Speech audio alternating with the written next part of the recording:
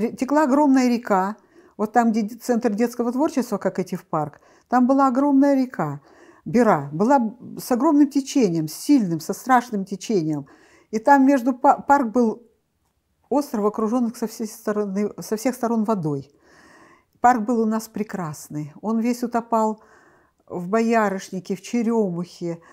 Была такая красота, когда мы уже в школе вот готовились к экзаменам, мы ходили туда, раскладывали там какое-нибудь одеяло или покрывало, и учили там билеты вот эти экзаменационные. Там все было в полевых цветах. Вот я помню это из своего прям вот раннего школьного детства.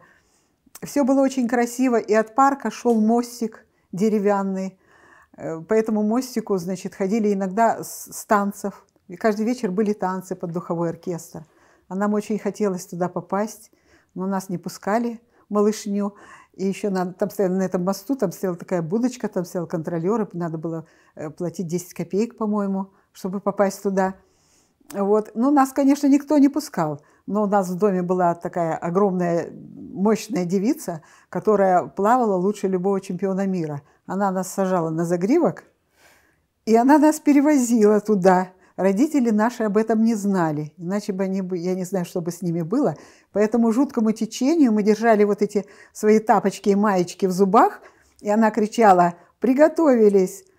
Взялись за шею и не отпускать. И она нас перевозила на другой берег по одному. И когда вечером, и мы бежали к этой танцплощадке, а там играл духовой оркестр, танцевали парочки, там был весь город, нам было это так интересно. А уже назад мы возвращались по этому мосту. Но этот мост иногда падал в воду, часть его, и люди оказывались там. Ну, выплывали там, друг другу помогали.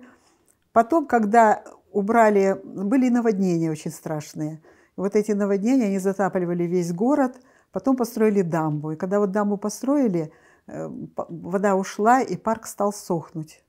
Сейчас, конечно, не сравнить даже близко с тем, что было в моем детстве. Какой это был прекрасный, чудесный. Там боярка, сирень, черемуха, все утопало в этом. Была красота.